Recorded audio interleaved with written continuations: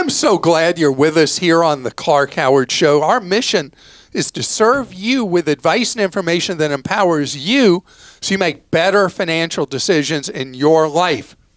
And I'm going to start out today's show with a warning about one of my favorite things, booking travel. And this is an important warning for you to know. And later, I'm going to put my Clarkonomics hat on and tell you why the country is in what's referred to as, this is an unofficial term, potentially a growth recession. What does that mean? What does it mean you need to be on the alert for your own wallet? So, story making the rounds is a guy shows up for his flight on Alaska Airlines just recently and is refused boarding by Alaska Airlines and is banned from Alaska Airlines for life. And it's not just Alaska Airlines, not just this guy. I'm seeing this in news reports and on travel sites over and over again, where people are ending up not being able to travel, in many cases being stranded at their destination and not being allowed to fly back home, and also being treated potentially as a criminal. You're not going to believe what I'm about to share with you, but there's an enormous problem now in the travel industry, especially for airline tickets, where criminals are stealing credit card numbers or stealing people's points out of their frequent flyer accounts. And then on various shopping sites or on social media, the Alaska Airlines passenger found this great deal to fly on social media and can't believe their luck. They found this great fare. And it's hard to know when a fare you're seeing promoted on social media or on a comparison shopping site is a criminal enterprise or just a deal, because fares go up and down all the time. So the poor Alaska Airlines passenger buys this ticket. Turns out it was purchased by a thief with the stolen credit card number who sold him the ticket at a special price, pocketed all the money because it was a stolen credit card, and the Alaska Airlines traveler is the one who's on the hot seat, having essentially received what the police interpret as stolen property. A ticket paid for with a stolen credit card number. So why am I telling you this news of the weird thing? Because this is not isolated. This is happening with increasing frequency. And know that when you go to compare fares, you're now at any of the shopping sites for airfares, you're going to see a lot of UFO booking sources, just like you see now when you go to book a hotel and you see these UFO booking sites that you've never heard of, and they'll have this crazy low price on a hotel room. Buyer beware. Almost certainly you're stepping into trouble. With the hotels, what happens often is you get to the hotel that you already paid for and they say, we don't know who you are. And you're the one who got scammed, where the crook just stole your money and there was never any hotel booking. Now, you could say the comparison sites and all that should be doing a better job policing what hotel booking sites they allow on there. With the airline comparison, same thing. The reality is that that goes against the market forces, that the comparison sites are just looking for people they're going to pay them to be listed in the comparisons. So it can either be your money being stolen or you buying something stolen from someone else, particularly with the airlines, What does that mean? You need to know who you're buying from. You don't know who you're buying from? Don't do it.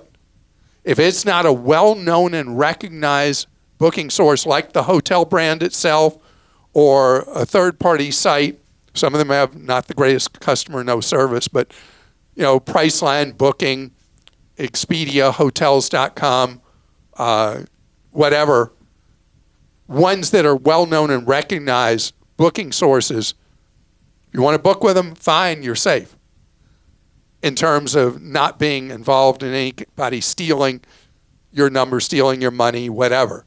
With the airlines, be very, very cautious.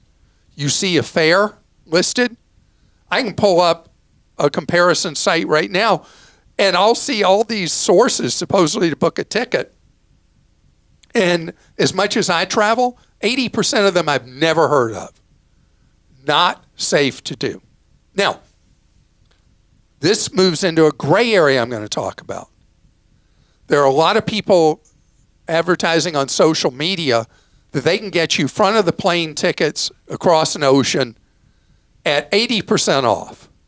And what they're doing is they're doing mileage brokering. And many times not stealing the points. They're paying somebody for their points to book you.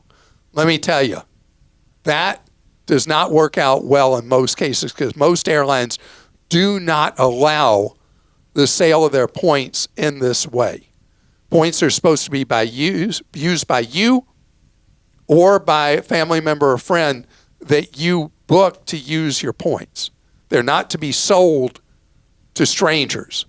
Very few airlines don't consider that to be a no-no.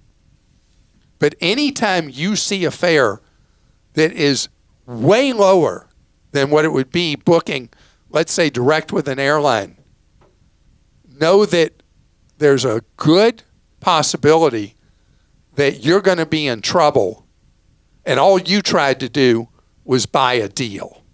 Okay, Cal in Georgia says, we fly to Taiwan and Asia about once a year using the Clark Howard cheap approach.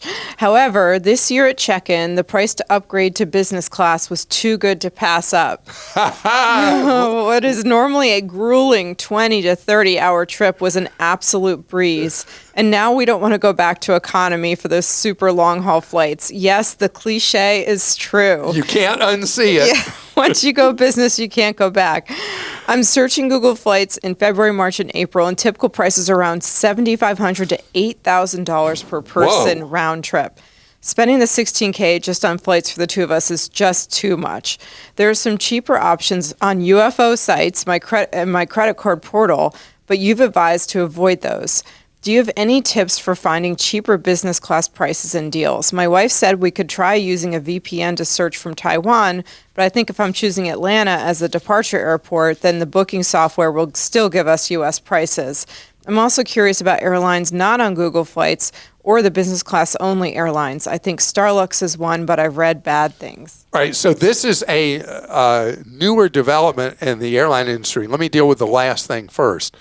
There are these boutique airlines, one that's been around, I think, 11 years, La Compagnie, that flies out of Newark Airport to Milan and Paris, and I think seasonally to Nice. That offers business class fares at 1/4, usually what they are from a big European airline or Delta, American, United. And I've flown La Compagnie when they had Valentine's Day special, and we went round trip business class for, I think it was $1,499 round trip 2 years ago. 2 for 1 Valentine's Day. 2 for 1. So cute, you and Lane. It was a great deal to Paris. And for the time we went in the summer, it was only a couple of $100 more than what regular old crunch class would have been. So there are deals that happen, and in Asia there are a couple of, you mentioned Starlux, they're not the only one. There are a couple of these airlines that sell really discounted business class. I forgot to mention Condor, that goes from certain U.S. gateways to Europe at about a third of what other airlines charge for business class, lie flatbed kind of thing. So that is an opportunity. The hazard is they have so few flights that if a flight has a mechanical, then you're stuck a day or two or three till you get to your destination. Okay, UFO sites, don't do it. Credit card portal, that's okay. Certain credit card programs have negotiated deals with airlines for private sale fares in the front of the plane. This is something American Express has done for a long time now. Others are doing so as well, and that's okay. The cheapest way, though, is you take your chances like you did to Asia, where you bought that last-minute upgrade at a great price, and a lot of airlines do auctions where you, like I've seen this before with airlines in Australia, New Zealand, where they have this meter and you choose how much. I never bid enough. I never get the upgrade because I'm too cheap. I don't, they tell you the possibilities based on the price. Your possibility is zero. Yeah, close to zero. But I only want to do it if on a flight under 4 hours, if I steal a deal. Remember in the great days of bidding on Priceline, it used to tell you what your chances were of getting your hotel bid accepted or whatever? That was so awesome. Yeah, and I saved a lot of money in those bidding days. Oh, miss it. All right, Mitch in Minnesota says, my wife and I are planning a trip for the end of May. I'm not sure how to say this, to Bregenz, Austria. Okay, I've been to Austria many times. I have no idea where that is. Bregenz, I don't know, sorry.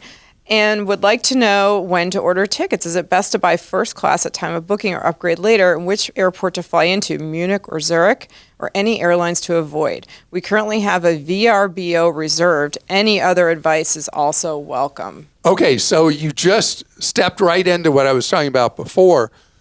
First of all, very few airlines have first class anymore internationally. They have business class, which is the lie flat bed and first is like you're chartering a jet these days. It is expensive. I mean, the airlines might have 4 first class seats, unless you look at the Asian airlines or the Middle Eastern airlines that offer very opulent price of class. a nice car to fly. Yeah, including the residence on Etihad, where you have your own apartment. It's insane. On the airplane with your own shower and bathroom on the plane. Talk about if you had to go from that, say you got that complete chance one time, and then you have to fly economy in the back of the plane.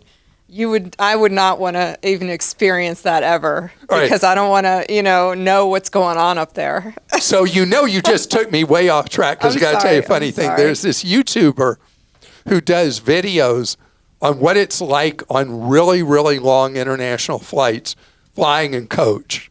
Oh. And he'll show at the beginning of the video what it's like on that airline in business class using file video. And then he shows where he is in coach. And he flies all over the place in coach.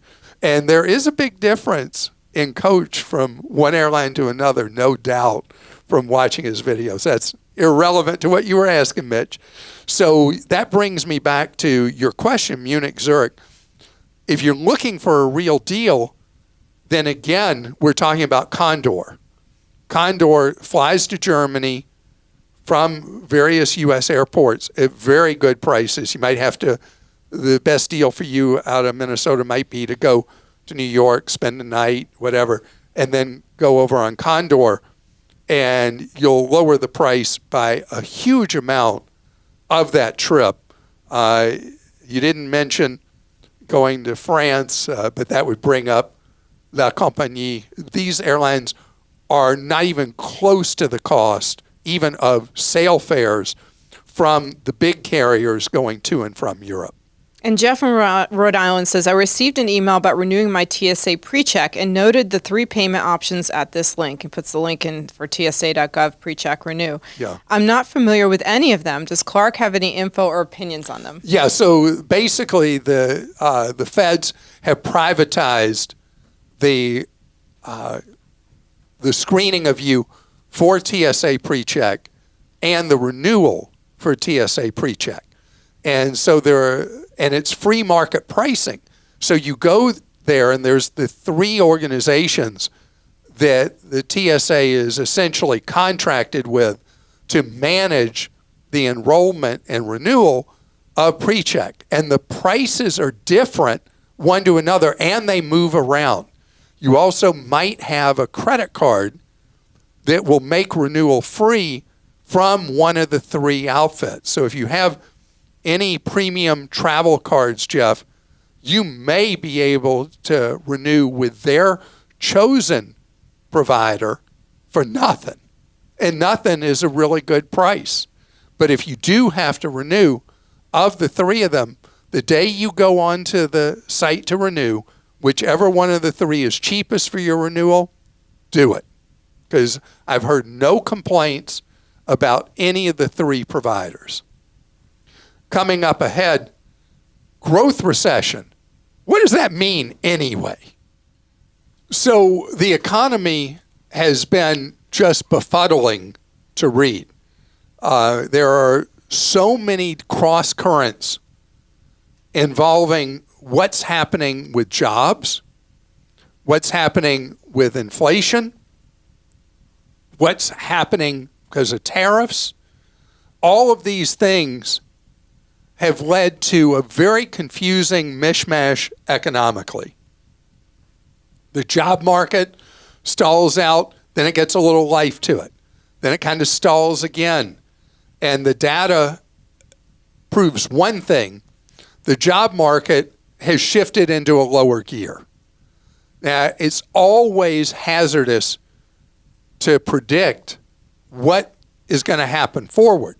But if you look back, the economy kind of shifted overall into a lower gear last year.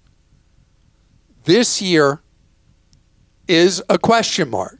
But the job market, I can answer this, the job market does not have the extreme strength that it had for years, and the pay raises people were getting have really softened, and a lot of people now face uncertainty about keeping their jobs.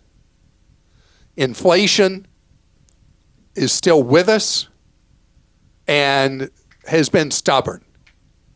Inflation, I'm an optimist on that. I think we've seen the worst of inflation, and I hope I'm right. But it's really an educated guess. It's not fact. So how do you prepare in your own life for what may be what is referred to informally in economics as a growth recession? And what is a growth recession? Growth recession is where the economy still continues to grow. It's not shrinking, which would be a classic recession, but it's not growing fast enough to provide security for people in the job market, to provide an increasing standard of living for people. And we are in the K right now, the K economy, where people at the higher end of the income brackets are doing very well. Their stock market portfolios doing screamingly well. Their home values, even though they've softened now, have they been a homeowner for a good while, they've seen big increases in value. People who've owned stuff or stocks are sitting really pretty. The rest are having a really hard struggle. So in a growth recession, you have the economy showing growth, but not enough to create that security for people as you move down the economic line, or in jobs where they're worried they're going to be declared surplus and let go or laid off. So I'm going to tell you the classic playbook for an uncertain economy is absolutely that you build up a reserve of money. That this is one of those times with so many question marks that you reducing your debt obligations and building reserves, having a decent rainy day fund, that can carry you if your job ends up being one that gets right-sized. I mean, whoever comes up with corporate doublespeak, telling somebody who got laid off they got right-sized. Really, that's cruel. Anyway, again, I'm not saying there's doom and gloom coming. Nobody knows. And you have to prepare for the unexpected. And the way you do that is by building up financial security in your life. All right. If you have a question, by the way, submit it at clark.com/ask, and you could submit for Clark, or if you want to specify the questions for Wes for our Tuesday Ask an Advisor show, please just write that in when you submit a question. This one came in for you, Clark. This is from Elsie in Washington. We are trying to make a decision about moving closer to elderly parents who are in assisted living, one with dementia.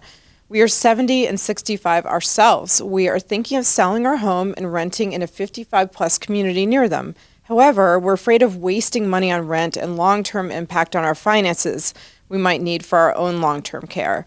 We have a 100-year-old home, and we are also worried about expensive maintenance. For sure. Mm-hmm. We've been here for 30 years, but it's a paid-off house. We will net about $600,000 when we sell it. Do you think it's okay to rent a home in the other state for a few years without impacting our long-term retirement security? Or should we just continue flying down to support them monthly and we stay in an Airbnb 1 week a month? We may come back to this area in 4 to 5 years. We have $1.8 million now exclusive of the house, and we don't want to be long-distance landlords. Thank you, Clark.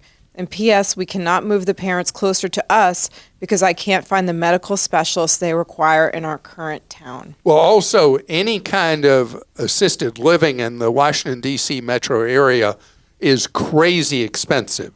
You haven't said... I'm not sure if this is the state of Washington or Washington, D.C. Oh. It said in Washington, so I assume it's Washington State. Okay. All right. Also, though, the same would be true on the West Coast. Long-term care is very expensive on the West Coast. So I like the idea of you selling the home, having the time that your elderly parents have left with you nearby, and not having to do the commuting unless you have very tight connections to people in the community you live in now, and you'd feel lonely moving to near your elderly parents. If you just ask me this question financially, I'd say you sell that home, go live nearby the elderly parents, rent in a 55-plus community, and don't look at that as a net expense to you, because you have taxes you pay on the home you have. You have with a 100-year-old home. You've got all the maintenance and repairs you're going to have to do. So the net cost to you of renting in a 55-plus community versus continuing to live in this paid-for home is less than you might imagine, because remember, the $600,000 you're going to clear will be almost all tax-free to you. And you'll be able to have that money earning for you either in a combination of savings and investments, or just savings or just investments, whatever works for you, whatever seems best.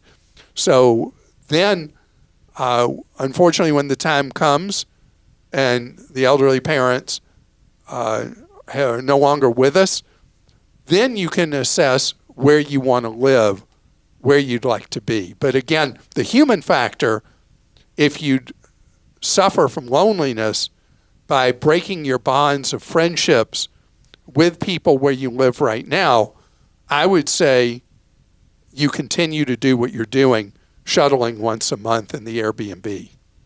Mitch in Ohio says, Clark, my spouse and I have used a local credit union for over a decade, and we also have a Navy Federal account. Neither offer the ability to set up a separate account just for autopay debits. I'd been using a T-Mobile money account for this because it had no fees. We dropped T-Mobile when they raised our plan cost, and I think money is headed for the same fate as Bluebird.